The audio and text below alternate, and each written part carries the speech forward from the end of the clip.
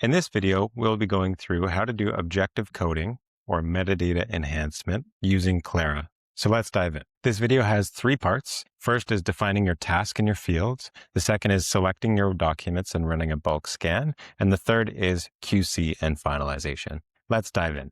Let's start by opening Claira. We're doing date, title, author, recipient, and content type all together. We can do these one at a time, and I can show you how this is done. And today we'll start with the objective coding prompts in the Quick Start menu. So under Quick Start, we can see we have the prompt library, and under objective coding, let's start with dates, since it's the first column in our template. We can view this prompt or open it in the Help Center, or we can insert template, and that will appear in our prompt window here. If we need to make any revisions to this prompt, we can do so, but I'm just going to go ahead and start with this prompt, and let's just see if it's correct on this document. It's always important to verify whether your prompt is returning the correct results before you run it on your set.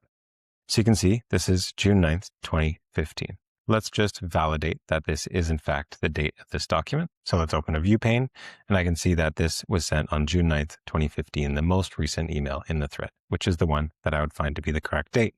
So I'll hide that and we'll come back to our list. I can either do this one at a time and simply apply this to my date field and click apply, or I can run a bulk scan. I can select all the documents and start a bulk scan on these 50 documents. I want to write this to the date field, AI date in this case, so we can tell that this was done by AI. I can see that this is within my current number of tokens. I just go ahead and start bulk scan. This will write task number 38 to every document in this set and loop through each of those documents, streaming the results here as it writes the dates on each document. Now you can see those results are feeding in. It will just go through all those documents, populating their dates. And there it is. All 50 documents have been successfully reviewed in about 39 seconds. If I refresh my list, you'll see that we now have a populated AI date column for all of these documents. In our instruction, it says if you can't find the date, return January 1st, 1900, which here is the date that was populated for these two documents. That's how you do objective coding on one field at a time. There is, however, also the mode called multi-code, where I can select my documents, and if I want to run more fields than just date, let's say I want to do all the rest in a single pass, I can come over to multi-code, and here you'll see this is already populated with the fields that I want to write. So I'll remove date from my list, and you can see I have a shared instruction, so across all fields, review these documents and provide the fields. If you can't find a value, do not respond.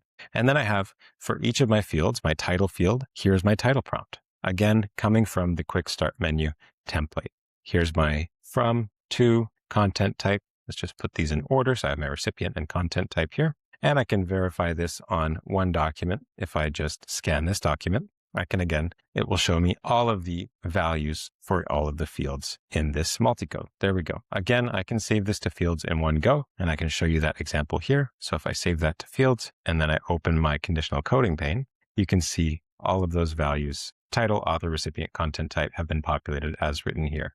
So we can do all four fields at the same time. If I want to do this on my full list, again, I just start a bulk scan. I'll deselect that one because it now has the values. Start a bulk scan, and this will run a multi-code scan to 4 fields. It'll say, yes, this is within my available balance, and I'll just go ahead and start a bulk scan. Similar to the individual scan, this will just loop through the documents and show me the results. And as this finishes up, you can see each of the fields populated here that it will populate, just looping through the last few documents. There we go. We can now see that all 49 documents were completed. And if I refresh my list, again, we will see all the values populated where available. You can see spreadsheets and Word documents don't have an author or recipient, but they do have a content type.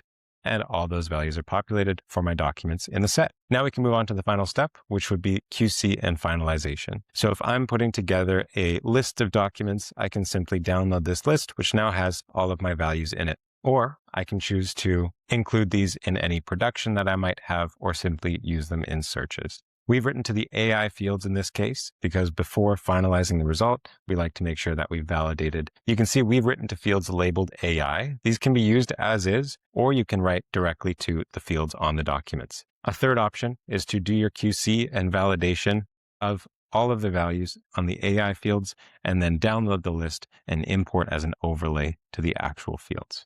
Thanks for watching this video on how to do objective coding in Claira.